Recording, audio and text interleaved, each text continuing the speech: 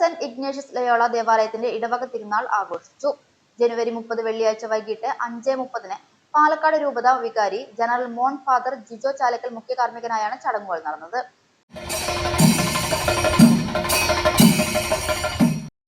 തുടർന്ന് പത്മശ്രീ രാമചന്ദ്ര പുലവരും സംഘവും അവതരിപ്പിച്ച തോൽപ്പാവക്കൂത്ത് മിശിഹ ചരിത്രം അരങ്ങേറി.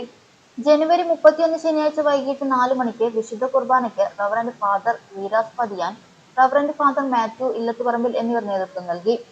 തുടർന്ന് ഇഗ്നേറ്റ് 2026 അരങ്ങേറി. പ്രധാന തിരുനാൾ ദിനമായ ഫെബ്രുവരി 1 ഞായറാഴ്ച രാവിലെ 7:30 ലതീൻ, തുടർന്ന് വീടുകളിലേക്ക് അമ്പപ്രദക്ഷിണം എന്നിവ നടന്നു. വൈകിട്ട് 3:30 ആഘോഷമായ വിശുദ്ധ കുർബാനയ്ക്ക് reverend father Sebastian Chalakkal, reverend father Sijo Karikkattil, reverend father Raphael Purathur എന്നിവർ നേതൃത്വം നൽകി. തുടർന്ന് തിരുനാൾ പ്രദക്ഷിണം നടന്നു.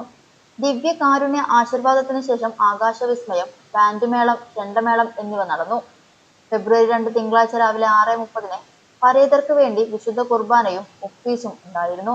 ഇടവക വികാരി ഫാദർ റെന്നി പുറത്തൂരിന്റെ നേതൃത്വത്തിൽ തിരുനാൾ കൺവീനർ സാബു ആഞ്ഞിലമൂട്ടിൽ, കൈക്കാരന്മാരായ സാന്റോ വടക്കുന്നേൽ, പ്രസാദ് പുതുപ്പറമ്പിൽ, കമ്മിറ്റി അംഗങ്ങൾ എന്നിവർ തിരുനാളിന്റെ നടത്തിപ്പിന് നേതൃത്വം നൽകി.